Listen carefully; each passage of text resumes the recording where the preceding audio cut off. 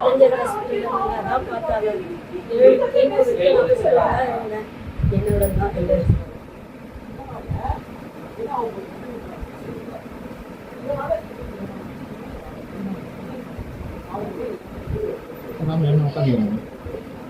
ஸ்கேனை வாங்கி அவர் பார்த்துருந்தா இன்னைக்கு நான் இந்த நிலைமை கிடையாது. அவரும் எனக்கு விரோதி கிடையாது, நானும் அவருக்கு விரோதி கிடையாது. அவர் டாக்டர் தன் கடமையை இழந்துட்டாரு.